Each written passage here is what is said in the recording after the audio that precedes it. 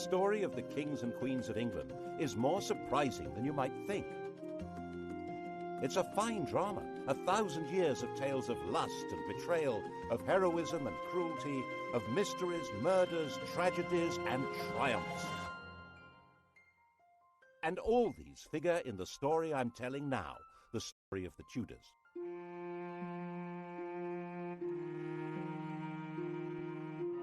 Above all, though, the story of this great dynasty of rulers is a tale of passionate love affairs and what happens when love and high politics collide.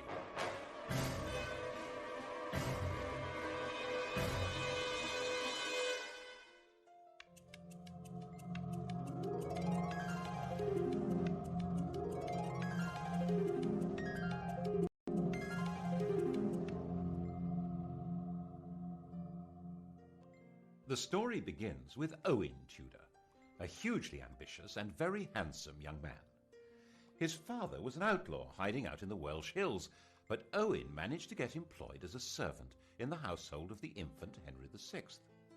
Now, this household was run by Henry's mother, Queen Catherine de Valois, a very sexy widow, who fell for Owen completely. There's no record that they ever got married, but they did have 5 children. When Catherine died in 1437, Henry VI was still only 13, and the barons who ran the kingdom in his name put Owen in prison.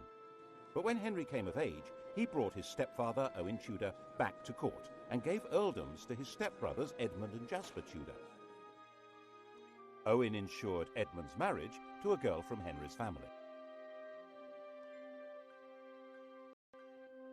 Edmund died very soon after the marriage, but his 13-year-old bride, Margaret Beaufort, was already pregnant. Their son was born at Pembroke Castle. He was named after the king, Henry Tudor. And Owen had a grandson with a blood connection to the House of Lancaster, the family of the king. They weren't actually the legitimate line. Henry of Lancaster, Henry Bolingbroke, had deposed his cousin Richard II in 1399 to become Henry IV. The thrones of his son and grandson, Henry V and VI, rested on that shaky foundation, which crumbled in the Wars of the Roses when the true heirs to the throne, the House of York, began to battle for their inheritance. Owen Tudor stood squarely with the Henrys, the Lancastrians. That, after all, was where he had invested all his hopes. Kiss in Hereford Marketplace. He was the last Tudor to lose his head. But as we all know, the Tudors would take up this approach to problem-solving themselves, you might say, with a vengeance.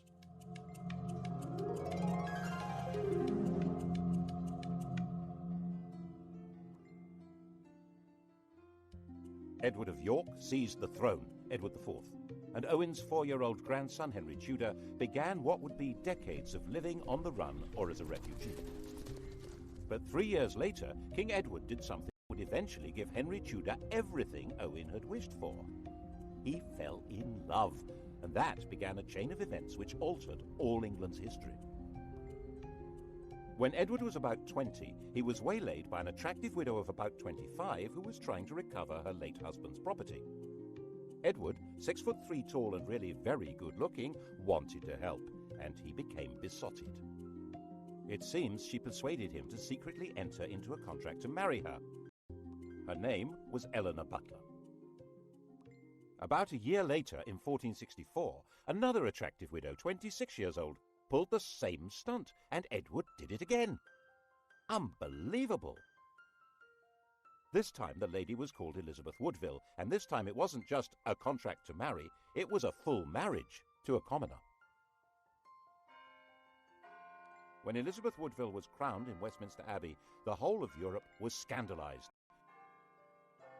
Marriage was all about alliances of power and property. Marrying a penniless woman for love was simply disgusting. The negotiators trying to arrange a proper royal marriage were humiliated. And when Edward heaped honours, wealth and titles on Elizabeth's relatives, the Rivers family, the nobility of England were outraged. They were, quite frankly, getting completely above themselves. If anyone had known about Edward's promise to marry Eleanor Butler, things would have been even worse. But she was quietly shut up in a convent and died in 1468. As it was, Edward lost so much support that in 1470 he was actually driven out of England, and Henry VI came back to the throne. A few months later, Edward came back into London and regained the crown, thanks to the strong support of London merchants to whom he owed money, and even more, it was said, of their wives and daughters, who really seemed to have found him romantically interesting. Which, face it, Henry VI certainly wasn't, unless you fancied an elderly saintly scholar who'd lost his mind. In the battles that followed, Henry's son, another Edward, was killed, and King Henry himself, captured, disappeared into a prison and was never seen again. The whole male line of the House of Lancaster, the descendants of the sun's fragile thread, Margaret Beaufort and her 15-year-old son Henry Tudor. Not that they had any claim to the crown.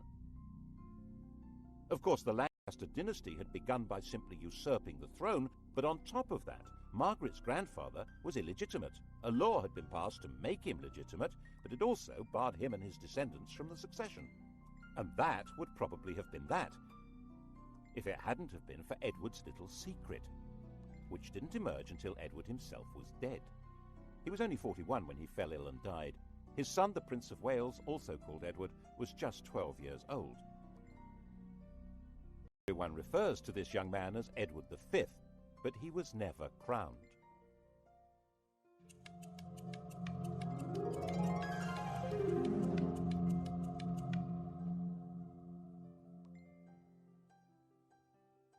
The dead king's will was clear.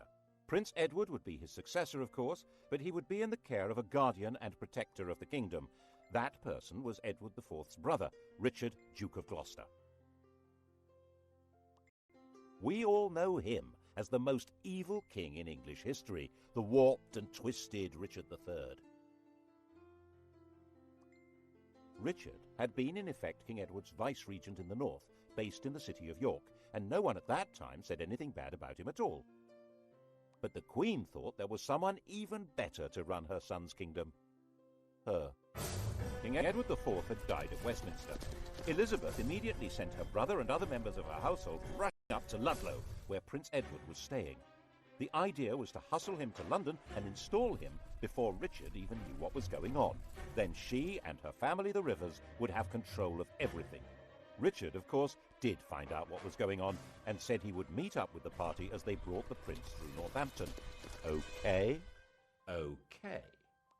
Except that when he got to Northampton, he found that the Rivers didn't have the prince with them. Alarmed, Richard took them prisoner and found their baggage stuffed with arms and armour. There was plainly an attempt being made at a coup. Richard nipped it in the bud. He found they'd secreted the prince in Stony Stratford, Elizabeth's family home. This was before blue plaques had been invented. Richard escorted the prince to London and installed him in the Tower of London while he set about organising the coronation. And then came the bombshell. The dead king's contract to marry Eleanor Butler had been made in front of a priest, who now decided it was time to speak. Oops! If Edward really had been betrothed to Eleanor, his marriage to Elizabeth Woodville was bigamy, and the young prince couldn't be king because he... This man, Robert Stillington, was no ordinary priest. Edward had promoted him and trusted him, making him a bishop and keeper of the Privy Seal and then Chancellor of England. But then Stillington became awfully friendly with King Edward's ambitious brother, the Duke of Clarence, and Clarence could not be trusted an inch. If Edward's children were illegitimate, Clarence would be next in line to the throne. Edward quickly had his brother sentenced to death and executed in private with no chance to make a public statement. Instead, the world was told Clarence had drowned in a butt of Malmsey, a barrel of sweet wine. Such a sad accident. And Stillington spent a year locked in the Tower. After his release, perhaps nervous of the power of strong drink, he kept his mouth shut until Edward was dead. But now he spoke, and Parliament believed him. With Edward's children illegitimate and Clarence's disinherited when he was executed, Richard was left as the proper successor. He reluctantly accepted. Well, he accepted.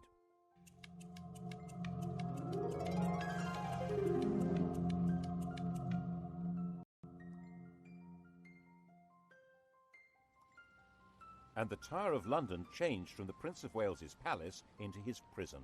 He shared it with his brother. Neither was ever seen again. Did Richard have them killed? No one knows, but later the evidence was going to be shaped as far as possible to make him guilty. He's been said to have personally killed Henry VI and Henry's son, whose widow he married, and done the dirty deed with Clarence and the Malmsey, quite apart from the murder of the princes in the Tower. The picture of Richard that's come down to us, the hunchbacked, sinister and ruthless tyrant, is a caricature painted after he'd been deposed and immortalised by the Tudors' greatest propagandist, William Shakespeare. One of the buildings inside the Tower of London was even given the name the Bloody Tower to associate it with Richard's foul murder of the princes, though they almost certainly were in a different building anyway. He'd certainly been a popular figure in the north of England, where his brother had charged him with healing the divisions of the Wars of the Roses, but it only took 4 months for a rebellion to emerge against him. The rival candidate was, of course, the boy across the water, now not such a boy, Henry Tudor. The House of York was now as extinct as the House of Lancaster. Henry Tudor was all there was for disappointed Yorkists as well as Lancastrians. And there were plenty of disappointed Yorkists. Richard gave positions, power and wealth to men he trusted, whom he'd got to know in the north of England, leaving a lot of southerners out in the cold who thought they could do much better under a more sympathetic figure. And now he came and landed at Milford Haven in Wales on the 1st of August 1485. 3 weeks later, when he came to do battle at Bosworth, his force had grown by just 3,000 men. Richard came to the battlefield as rightful King of England.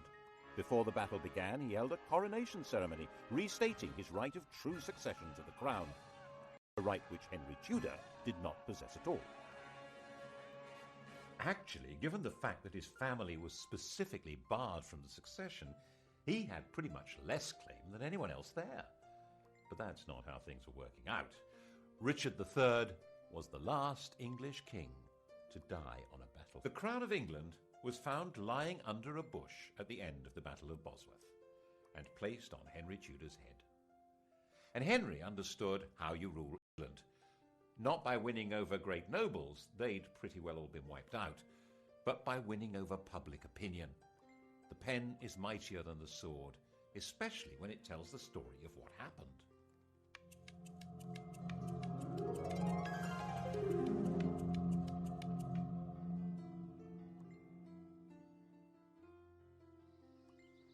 Firstly, he must not be accused of killing a king, so Richard III was not king on the day of the Battle of Bosworth. Henry Tudor dated his reign from the day before the battle. It was Richard who'd been fighting against a king, not Henry. Henry was king. It was Richard who was the traitor. Got that? Secondly, he must deal with the question of his legitimacy as a ruler, so he married Edward IV's daughter.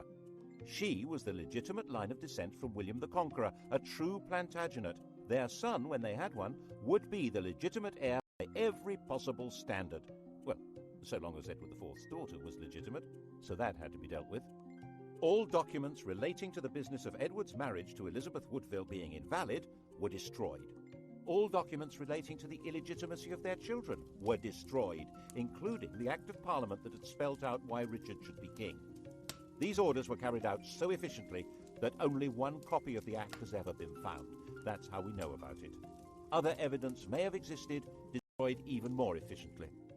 And if the children were not illegitimate, then of course Prince Edward had been the true King of England, and Richard was a regicide. What a villain! Assuming, of course, that Richard had been responsible for the boy's death. Well, he couldn't be alive, because if he were, he, and not Henry Tudor, would be the rightful king. There are some nasty people who suspect that if the princes in the Tower were still alive before the Battle of Bosworth, Henry would have disappeared them. Richard III became the Saddam Hussein of Tudor propaganda.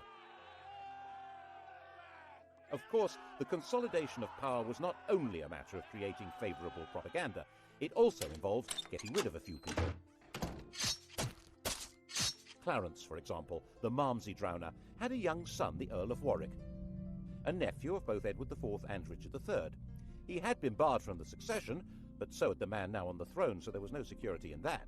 He went straight into prison in the Tower of London.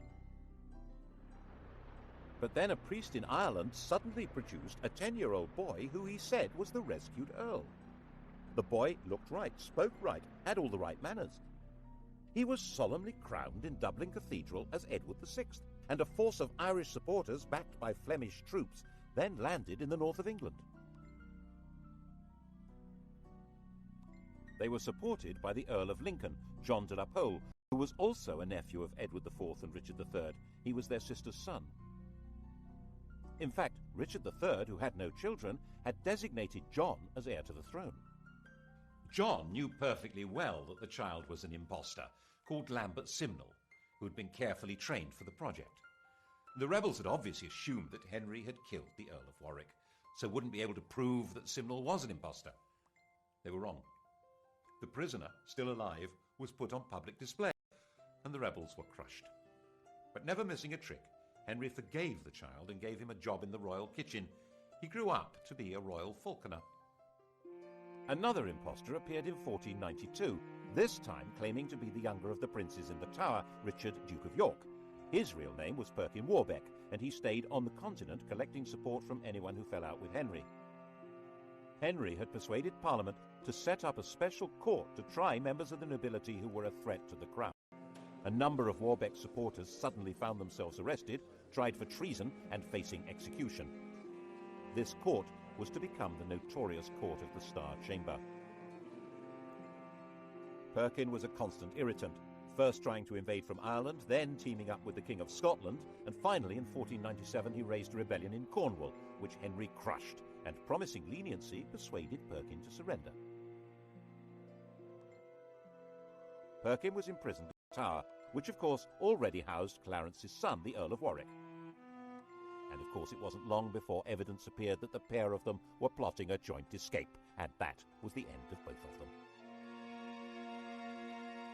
There was one other person with a claim to the throne, Henry Tudor's mother, Margaret.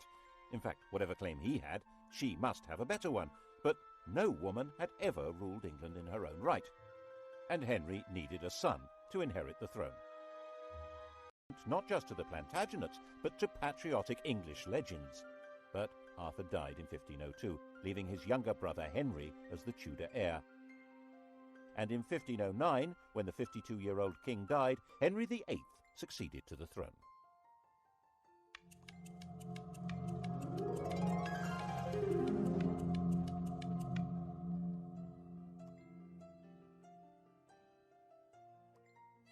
He was the perfect king, a king out of the storybooks. He was 17 years old, extremely well educated, extremely good looking, with polished manners and the style and physique of an athlete. He also had an unchallengeable claim to the crown, and to secure the succession, Henry VIII married the woman to whom he'd been betrothed for 7 years, Catherine of Aragon, his dead brother's widow. The Spanish worried that this was against church rules, and so the Pope granted a dispensation. In fact, this was all rubbish. While the Bible specifically forbids a man from sleeping with his brother's wife, it actually insists that he must marry his brother's widow. Anyhow, 2 years later, Catherine gave birth to a son, but the infant soon died. So did the next. In fact, the marriage only produced one child that lived, a girl called Mary. Henry was effectively all-powerful. There were no great barons anymore in England, and his father had left a well-stocked treasury.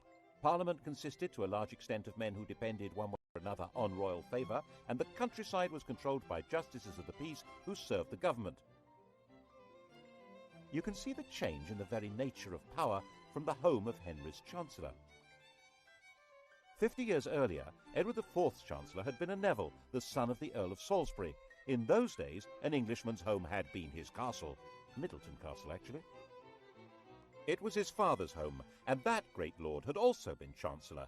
Independently powerful men, based in a mighty fortified palace.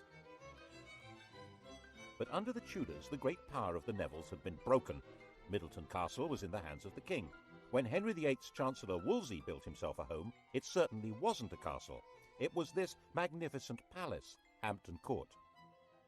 Glass windows instead of arrow slits and chimneys instead of crenellations. No one needed a fortified house under the protection of a great king, and it was all at Henry's pleasure. If Wolsey didn't deliver what the king wanted, he was entirely dispensable, and And that, of course, is what happened.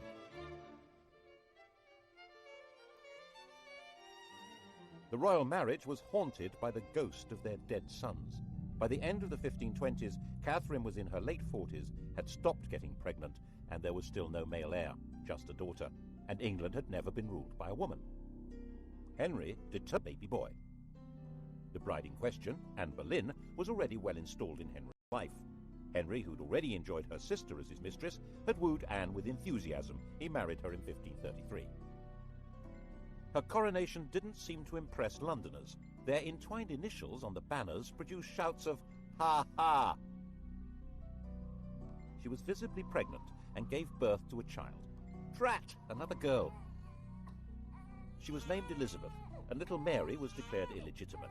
The legality of this marriage must be sorted out before her next baby. That was Wolsey's job. He had to persuade the Pope that his predecessor should never have allowed the marriage to Catherine. Henry fancied himself as a theologian. He'd written an attack on Luther, which became a bestseller, and the Pope had declared him a defender of the faith. A proud boast which he stuck on the coinage and has remained there ever since. Every English monarch is fid deaf. So he told Wolsey exactly how the argument should be put to the Pope. Wolsey could probably have swung it if he'd been left alone. As it was, he failed and lost his job. And the Pope had also failed. So Henry, the defender of the faith, filed the Pope. To achieve this drastic act, having himself legally declared the supreme head of the Church in England, required an extraordinary shift in power. He had to find a way of giving the nation a voice so that it could say what he wanted. That way was through Parliament. The Church's wealth and power was hugely popular. The notion of no longer paying church taxes to Rome was really very cheery. But it wasn't as simple as that. Some people believed that the Pope really did represent divine authority. And for many others, there was a fear that the Pope might excommunicate their customers on the continent if they continued trading with them. With the effective help of a new chief minister, Thomas Cromwell, and a new Archbishop of Canterbury, Thomas Cranmer, Parliament passed the necessary acts. By the end of 1534, the King of England had become legally the total, overall, supreme ruler of the whole shebang. Once Henry VIII had become head of the Church in England, he was a new kind of king. One immediate consequence of the new order was that he had control of the fabulous wealth of the English Church. It wasn't just the Pope who got the sack. He closed down all the monasteries and nunneries. There weren't all that many people in them, less than 10,000 over the whole country, but there may have been 10 times that number dependent on them. And in areas such as Lincolnshire and Northumberland, there was armed rebellion. One of the rebel leaders was John Neville from that great old family of barons, but the Nevilles were no threat to the modern crown. The rebellions were crushed. And monastic lands were sold off cheap to bolster the treasury, who would loyally support the crown. The old struggle for power between the papacy and the monarchy had now been decisively settled. Becket, the 12th century archbishop whose defence of church power had led to his martyrdom, had been the most popular saint in England. Henry ordered Becket to be declared no saint, to be tried and convicted of treason, and for his bones to be burned and the dust scattered in the air. Who's in charge now, eh? What's more, in 1536 Catherine of Aragon died, meaning that the problem of the ex-queen had gone away. He and Anne Boleyn dressed in bright yellow to celebrate. But 4 months later, he was told that Anne had committed adultery. Henry was surrounded by courtiers jockeying for influence, forming alliances, factions, to do down those who might damage them. And Anne became a victim of an organized campaign by those who felt endangered by her faction. Whether it was true or not, no one knows, because Henry's fury was so total that her trial and those of her supposed lovers was a travesty. She might indeed get pregnant with a boy, but then its parentage would be in doubt, and she might not. She'd miscarried at least twice since Elizabeth's birth. Without a legitimate son, it had all been for nothing. Anne was imprisoned in the royal lodgings in the Tower of London. Henry had extended them before their coronation, and now she was occupying them for the first time. Not as his wife, but as his prisoner. After 18 days, she was beheaded, and Henry married Jane Seymour.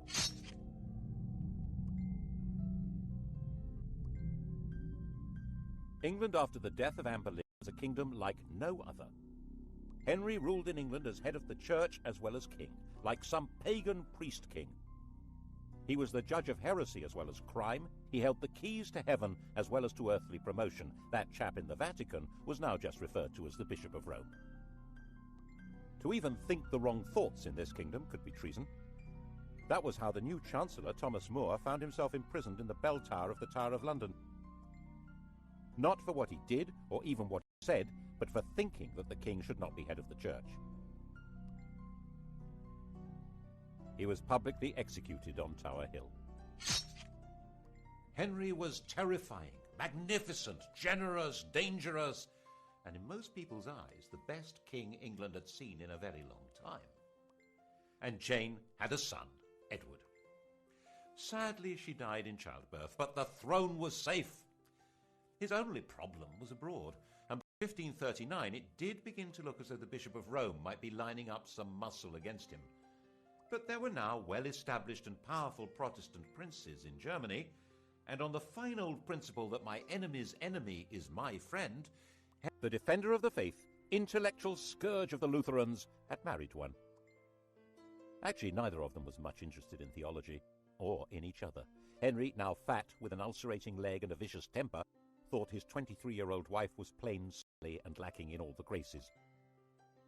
He called her a Flanders mare, and they both quickly agreed the marriage was a terrible mistake. Fortunately, it was soon discovered that she had a pre-contract of marriage with someone else, and so there never had been a valid marriage to Henry. The only casualty was Thomas Cromwell, who'd set the whole thing up, and who now went to the block. Well, him and one of Anne's ladies-in-waiting, Catherine Howard. Her destruction began when More's ended. She was a kind of well-connected Monica Lewinsky figure, a teenager with sex on her mind who wanted to seduce the most powerful man around. And he fell for her and married her. And when she carried on being sexy and had sex with other men, he flew into another tempestuous rage and had her beheaded. Her lovers' heads were mounted on London Bridge. Henry then decided to marry John Neville's widow, Catherine Parr. She was extremely nervous, but had no choice. She worked hard at trying to keep Henry's temper in check, moderating his ferocity towards people he thought were traitors or heretics, and persuading him to acknowledge Mary and Elizabeth as his legitimate children. His death, 4 years later in 1547, was obviously a huge relief.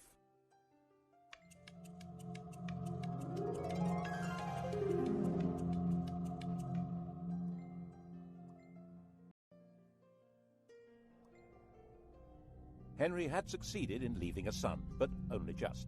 Jane's son, Edward VI, 9 years old, was a sickly child. He was educated as a Renaissance prince, a humanist, and as a Protestant, far more so than his father. He was only a child, and government was in the hands of a council, but in a world of royal tyranny, this... So John had been talking things over with His Royal Little Highness, and they cooked up this bizarre proposal to hand the throne to John Dudley's daughter-in-law, the 15-year-old Jane Grey. She was Edward's first cousin once removed, not exactly next in line for the throne, but Protestant. The hereditary principle was a bit medieval, don't you think? Give that girl a crown. Jane knew absolutely nothing about what was being planned for her, and when she found out that she was to be queen, she fainted in shock. England had been swindled, and knew it.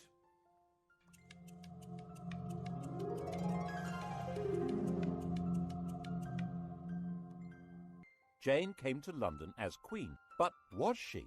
Everyone's eyes turned to Mary. Throughout all that had happened since Henry had disowned her, Mary had very publicly maintained her Catholic faith and the public celebration of the Mass. She'd become a symbol of resistance to tyranny, and whenever she appeared in public, she was mobbed and cheered. And now Mary announced that she was the proper heir to the throne, and she was going from her home in Framlington in Surrey to be crowned in London. The journey was a procession through villages and towns filled with cheering crowds. She entered London to the greatest street party the city had ever seen. The dancing, drinking and bell-ringing went on all night. After just 9 days as the first woman to rule England, Jane was placed under arrest by her own father, who was supposed to be her chief defender. She was imprisoned, and Mary felt obliged in the end to have Jane executed. It didn't help that her father joined a rebellion against Mary. But by then, 6 months after her triumph, many people were ready to rebel against Mary. The defiant woman who'd stood against tyranny was now on the tyrant's throne. The English didn't actually like the papacy, but Mary did. The English didn't like Spain, but Mary did. She married its king, Philip II. And the English didn't like being forced to subscribe to religious beliefs on pain of death. Mary had 277 people burned alive because of their religious opinions. Bloody Mary. Unable to have children, a bitter invalid, England's second queen died in 1558, 42 years old, the most detested ruler in all England's history. There were celebrations almost as fervent as had greeted her arrival 5 years before.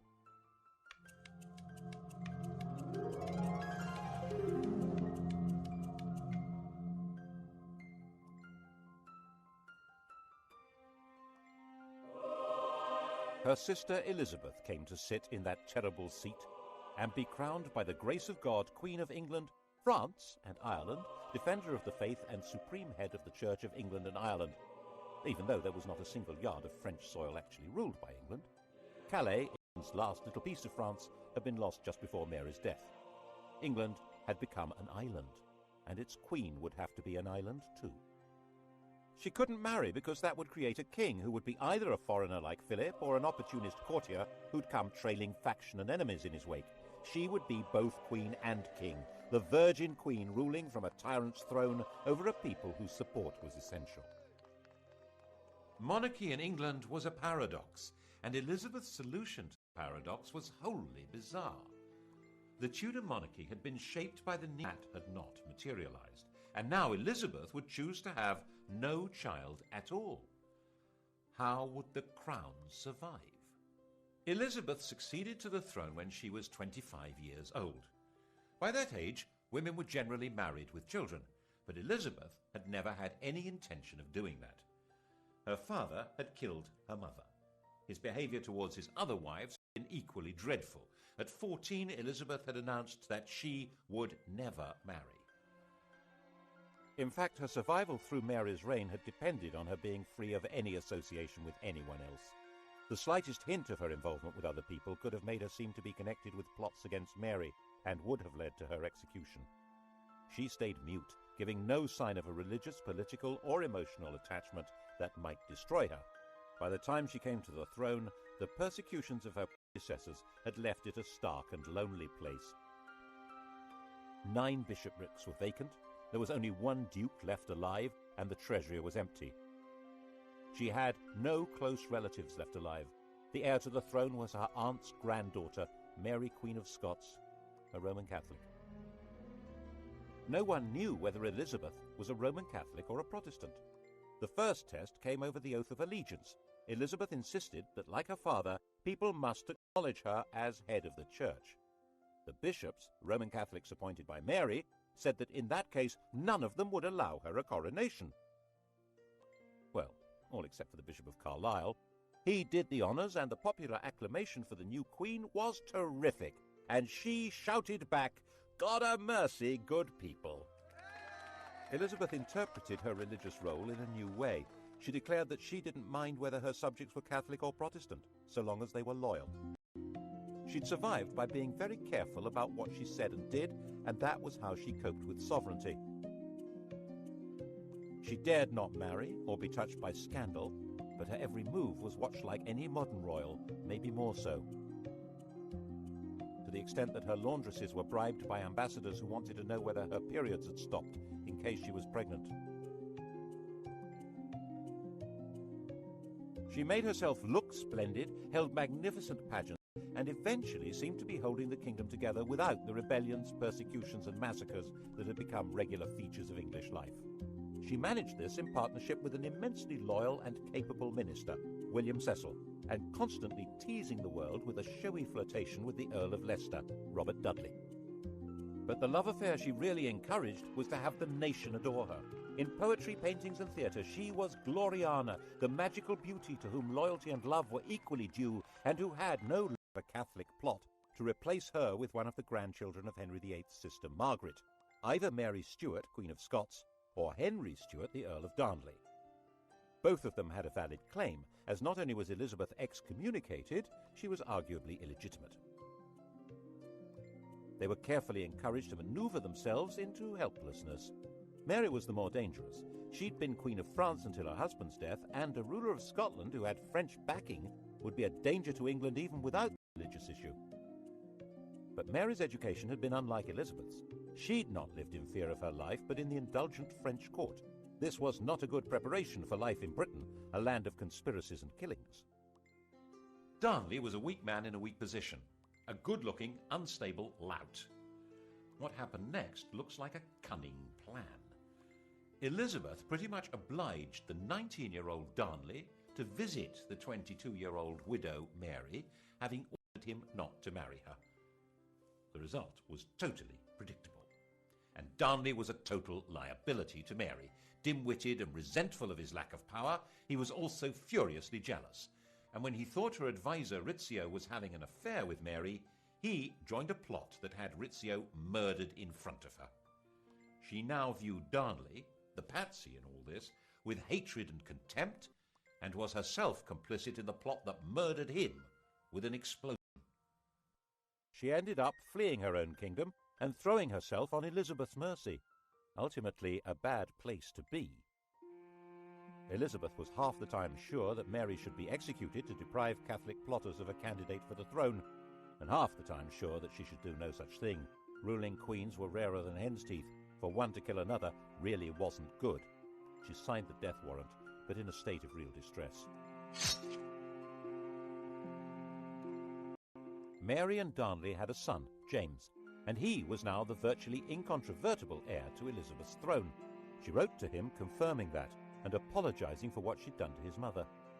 The very idea that it was legitimate to kill a crowned sovereign was extremely dangerous.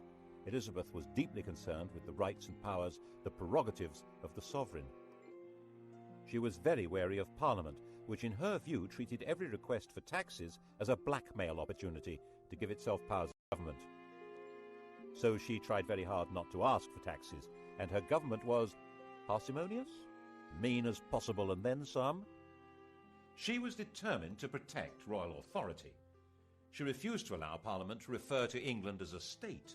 She said it sounded too much like something to do with the States General, the parliamentary body that ruled the Dutch Republic. That republic, it was her ally in her struggle to keep England out of Spain's clutches, but she was nervous that its political ideas might be catching. England was a kingdom. It happened to be ruled by a queen, but as she famously said, one who had the heart and stomach of a king.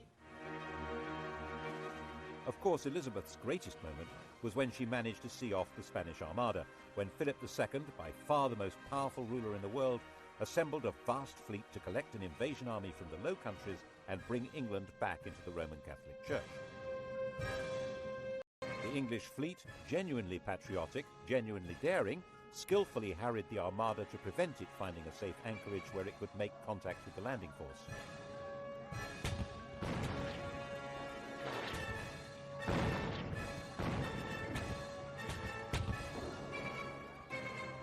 When the Spanish decided to sail home, they were hit by strong winds and heavy seas that were too much for many of these Mediterranean cargo vessels.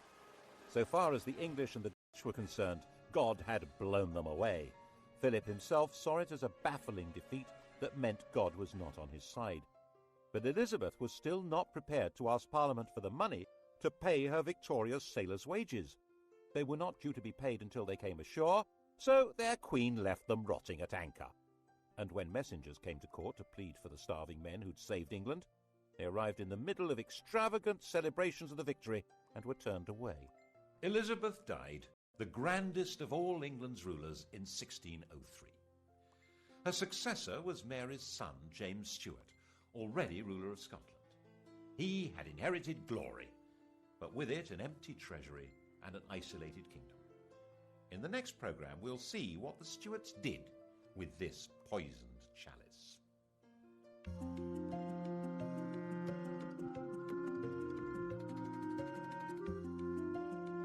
On to the Stuart Tonight at 10, and to test your knowledge of Henry VIII and his 6 wives, Sky Digital viewers press red. Coming up on UK TV history, decisive weapons at Agincourt.